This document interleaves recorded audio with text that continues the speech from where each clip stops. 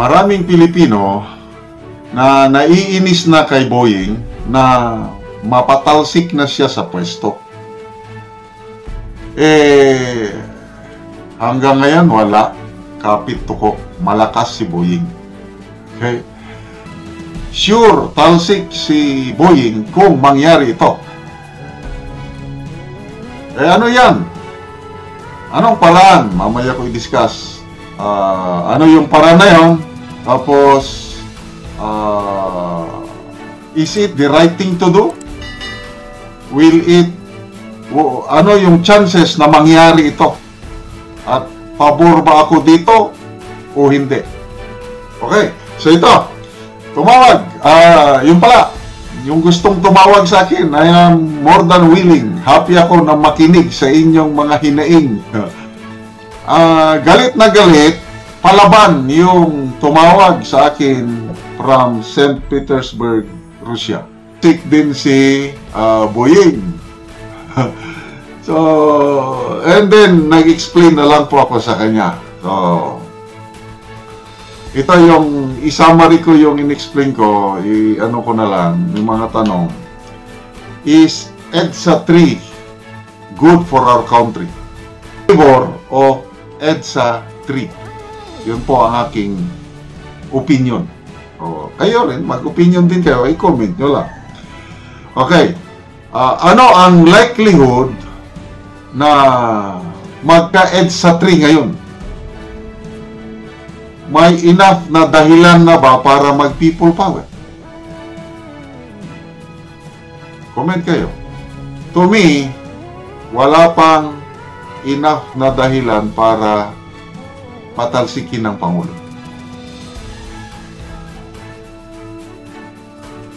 To me, totoo na masama itong nangyayaring injustice kay DG Bantag dahil kay Boying. But this is not enough reason para mag-EDSA 3. To me, akin lang ito, overall performance ng ating presidente, he is doing his best. He is sincere sa paggawa ng kanyang tungkulin bilang presidente. Yung economy natin gumaganda 7.6% yung latest na growth natin, which is super good. Totoo, may mga ibang problema. Taas presyo ng sibuyas, itlog, asukal, at iba pa. Kailang marami kasing factors involved. Kaya, ulitin ko, hindi pa napapanahon na mag-EDSA 3. At hindi po maganda kung mag-EDSA 3. For an EDSA 3 to succeed, kailangan mo ng support ng AFP-PNP. Yung EDSA 1, napatalsik si President Marcos Sr. dahil sa threat ng US. Bubuhos na nila ang might ng US Armed Forces pag hindi umalis si Marcos. Kaya napilitang umalis si President Marcos para walang dadanak na dugo. So may threat ng puwersa. Yung EDSA 2 napatalsik si ERAP dahil ang AFP-PNP na ang nag-withdraw ng support kay ERAP. So, nang dahil lang sa Bantag issue, do you think the AFP-PNP will withdraw their support from the President? I don't think so. Kaya, wag na po natin munang isipin yung EDSA 3. Hindi po maganda. There's a better and there's a best option.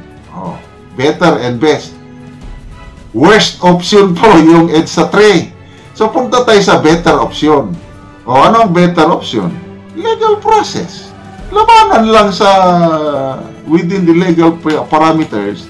Huwag po tayong mawalan ng pag-asa. Napakadami, napakagaling ang ilaban led by Attorney Balisong. Let's put our trust on the whole judicial system.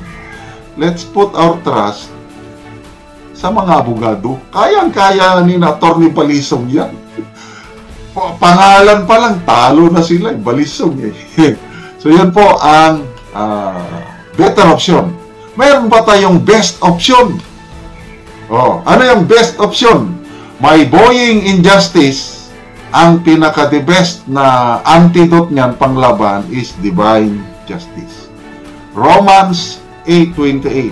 All things work for good to those who love Him, to those who are called according to His purpose. Inalaw ito ng Diyos for a better purpose. He is just testing us. He is just testing Digibantay. Let's pass the test. Hintayin natin po ang move ng Panginoon. Let's not make it our way. My way, and now the end is near. Huwag natin gawin ng my way. Marami nang namatay sa my way.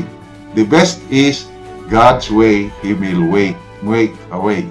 Hintay na lang natin 2025 or 2028. BP Sara pa rin yan. Pre-presidente yan. Huwag tayong mag-apura. And hopefully, ang Vice President niya, si Digibantay.